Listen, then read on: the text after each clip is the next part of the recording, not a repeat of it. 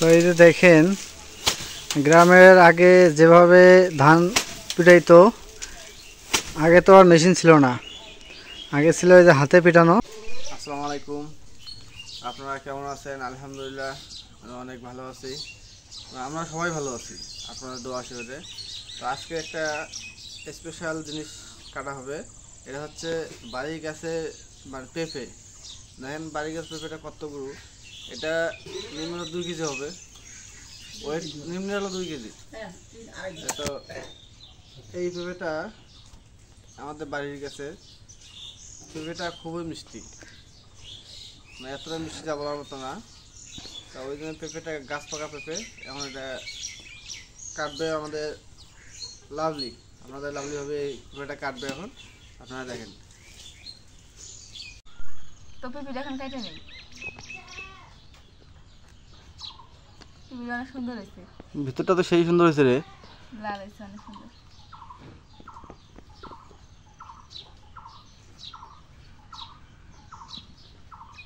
ও no, সেই বিচিগুলো অনেক সুন্দর, কত সুন্দর হয়েছে।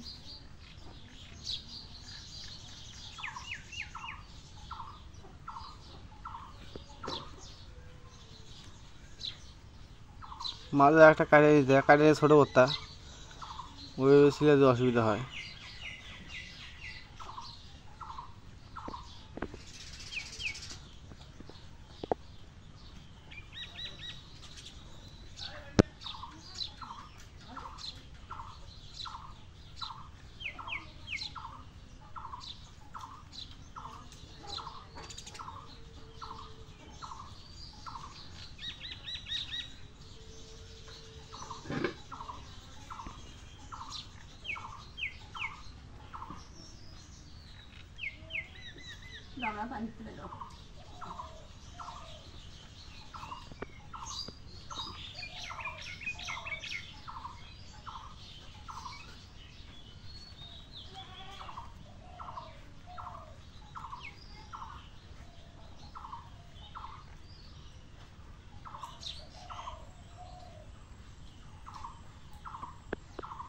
কালারটা মানে বাইরের কালার যেমন ভিতরের কালার ওইরকম আছে, লাভলি না?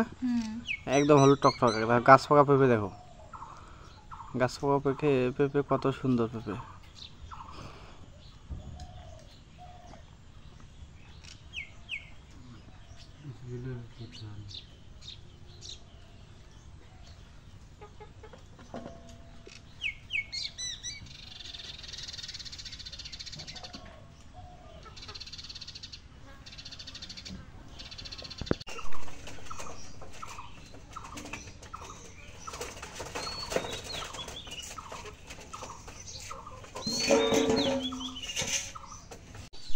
তো এই যে দেখেন পেঁপেটা কাটা হয়েছে, কতগুলো হয়েছে, পুরো একটা বড় একটা গামলা দিয়ে 1 গামলা হয়েছে পেঁপে।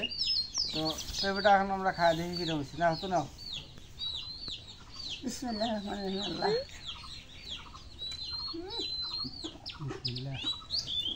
এই মিষ্টি,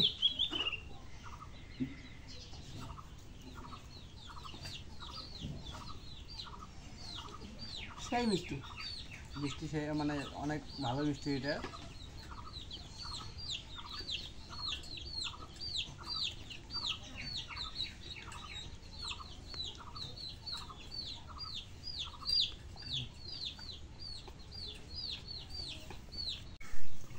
তো আজকে আবারও তরাই দিয়ে আলু দিয়ে শুটকিতে রান্না করবো। তরাই এখন কেটে নেই। কালকে বাজারে যা দেখি, বাজারে যে অবস্থা, সব বাজারের দাম, খুব দাম। এই আপনারা দেখতে পাচ্ছেন দুটা তরাই নিয়ে এসে, দুটার দাম হচ্ছে আপনার 25 টাকা। একজনের সাথে খাওয়াবো না, আর দুটা দিয়ে একটা আমার লোকের খাওয়া সঠিকভাবে হবে না। তাহলে বাজারের অবস্থাটা দেখেন।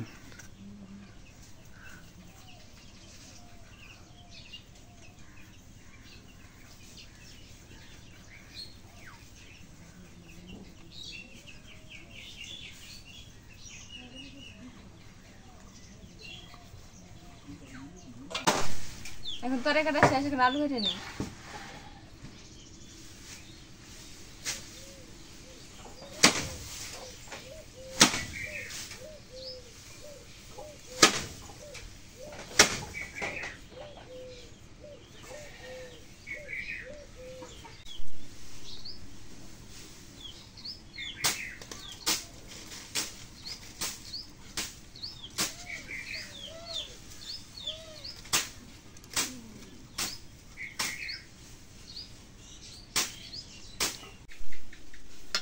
এখন তরকারিগুলো কাটা শেষ, এখন তরকারিগুলো ধুয়ে নিই।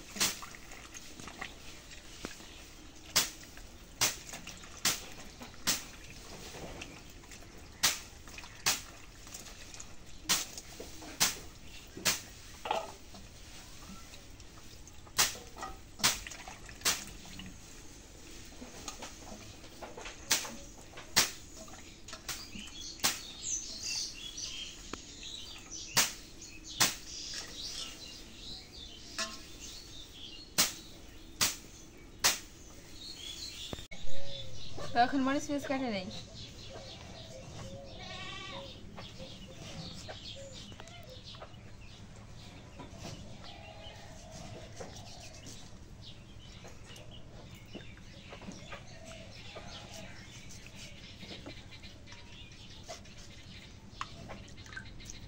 এখন পেঁয়াজ কাটে নেই।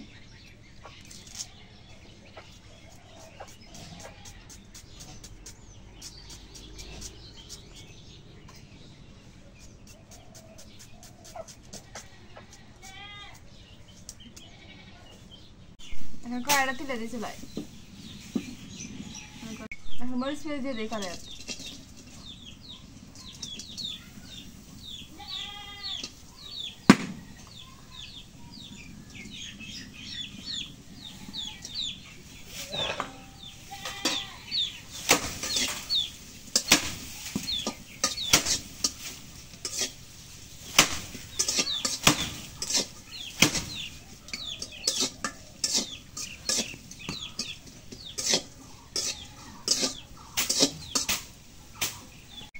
এখন তেল দিয়ে দিই।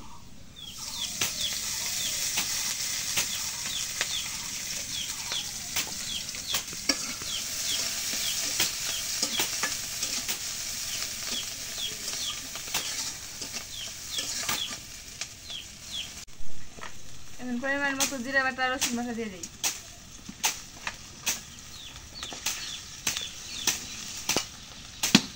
পরিমাণ মতো 1 চামচ হলুদের গুঁড়ো দিয়ে দিই।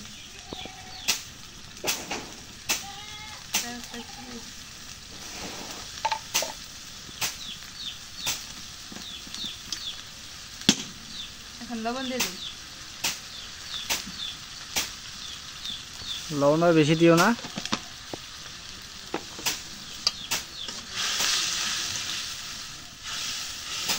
কারণ আমরা মানুষ কম, তরকারি পাক করবো অল্প, খাবো বেশি। মশলাটা এখন কষা হয়ে গেছে, তরকারিটা দিয়ে দিই।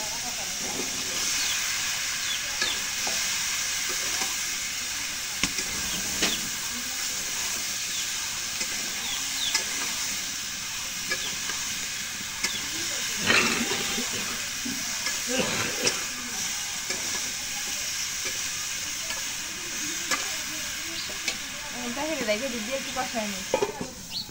শাক দিয়ে রাখো।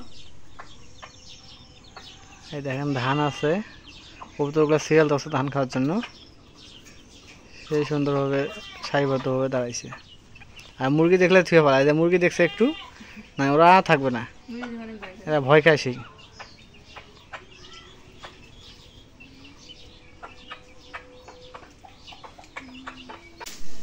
এখন তরকারিটা কষানো হয়ে গেছে, জল দিয়ে দিই।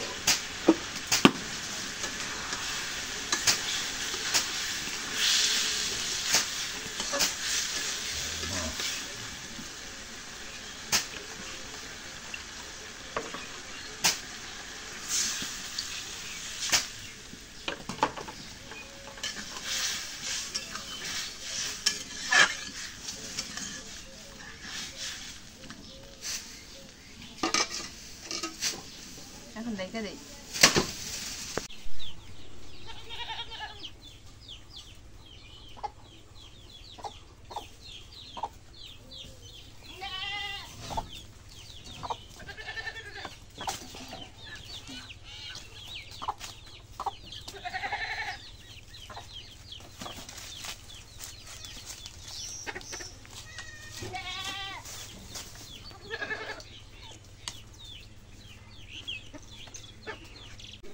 এখন তরকারি হয়ে গেছে, এখন তরকারি নামাই নিই।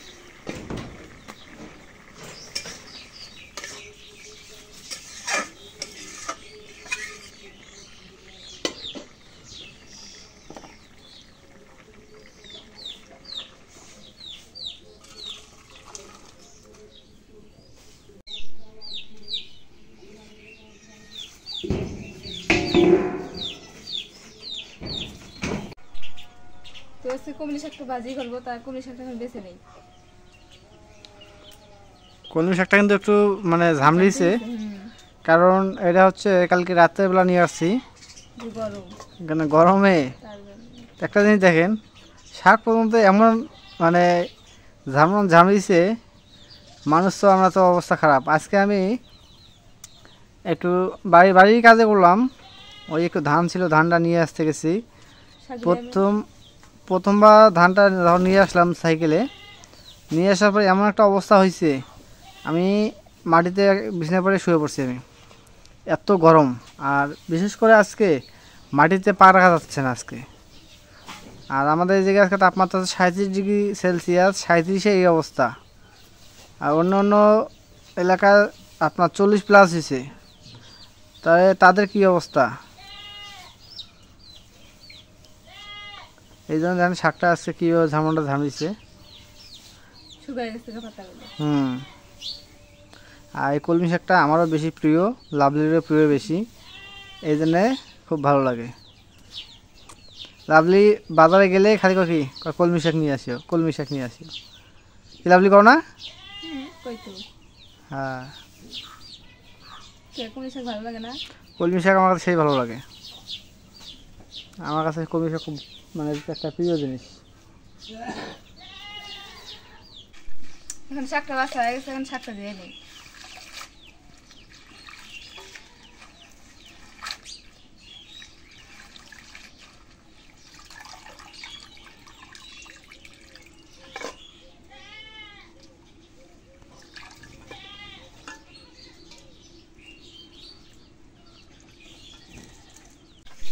শাকটা কড়া দিয়ে দিই।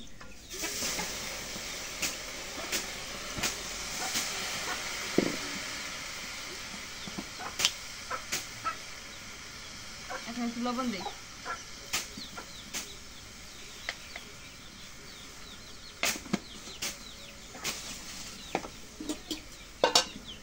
এখন দেখে দিয়ে শাকটা সেদ্ধ করে নিই।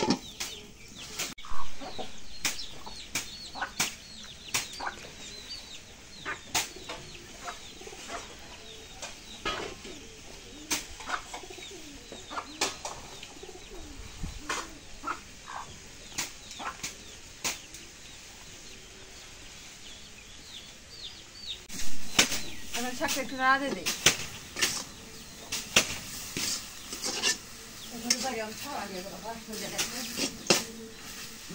দেখতে দেখতে অলরেডি প্রায় সন্ধ্যা হয়ে গেল। আজকে সারাদিন রোদে মানে রান্না করার মতো কোনো স্কোপ ছিল না, তো এই জন্য আজকে সারাদিন রান্না করে নাই। সারাদিন বলা ছাড়া বাসায় প্রায় সবাই মানে না খাওয়ার মতো হয়ে আছি। গরমে খাওয়ার ইচ্ছা হয় না, এই জন্য খাইতেও পারি নাই। এখন শাকটা একটু নাড়া দিয়ে দিই।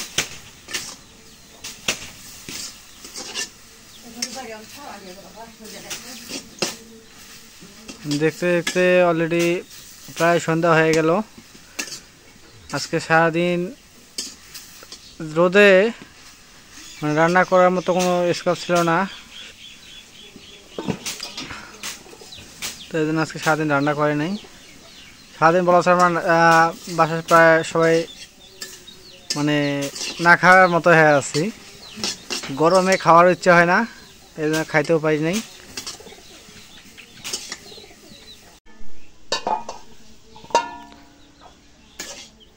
শাকটা এখন নামায় একটা লাইন দিয়ে দিই।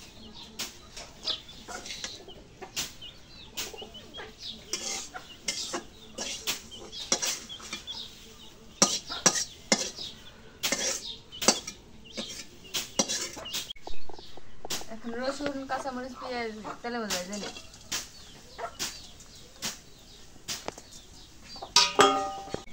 এখন তেল দিয়ে দিই।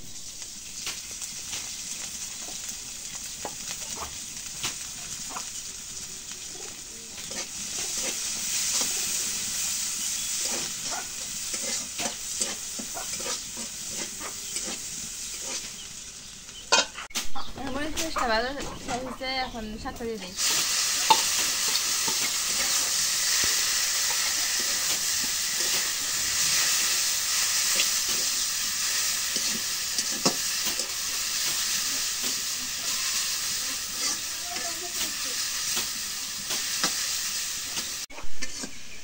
শাকটা এসে শাকটা এখন নামাই নেই।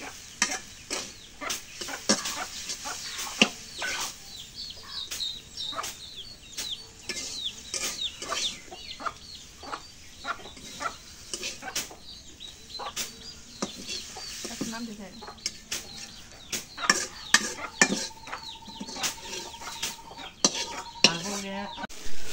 তো এই যে দেখেন গ্রামের আগে যেভাবে ধান পিটাইতো, আগে তো আর মেশিন ছিল না, আগে ছিল এই যে হাতে পিটানো। সেই প্রচলনটা এই যে এখনও চালু আব্বা করলো। মানে অল্প কিছু, আপনাদের বলছিলাম অল্প কিছু ধান আছে। তো আজকে দেখি ধানগুলো পাকছে বলে যেটুকু আছে তার অর্ধেকগুলো কেটে নিয়ে আসলাম, এই যে 100 আটি। তো ওইগুলো আব্বা বলতে হাতে পিটাবো। এই দেখেন না, হাতে হাতে পিটাচ্ছে। তো এগুলো আগে প্রচলনটা ছিল বেশি, হাতে পিটানো, মেশিন যেহেতু ছিল না সেই প্রচলনটাই চালু হচ্ছে। আর এভাবে পিটাইলে আপনার ময়লা কম হয়, এই যে জাকনগুলো হয় ধানে এগুলো কম হয়, শুধু ধানটা বাইরে আসে, পাতানো কম থাকে, এরপর ধানের নষ্ট কম হয়।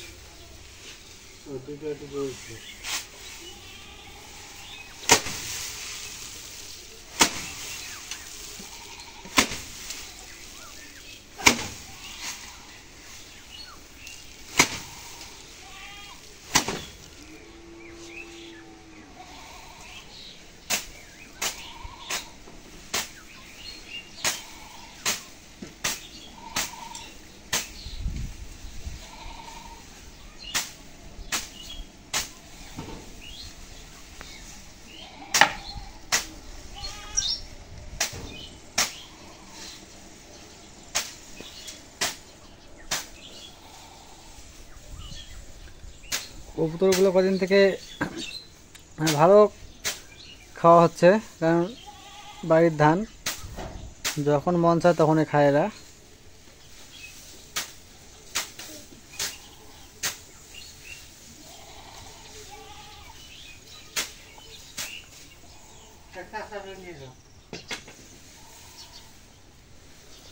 আর আজকে যে পরিমাণ রোদ উঠছে, একদম মানে অসহ্যকর রোদ,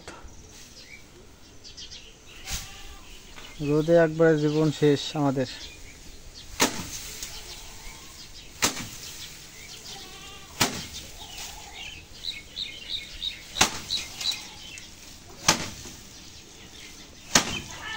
আর এই ছাগলগুলো খালি ধান পাইলে অস্থির হবে। হ্যাঁ,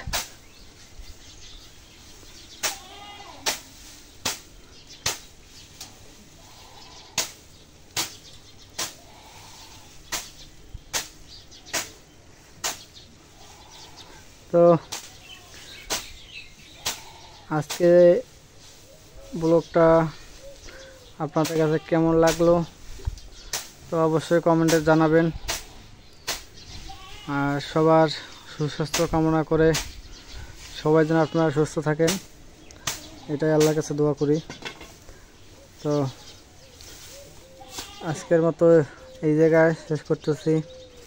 খুদা হাফেজ।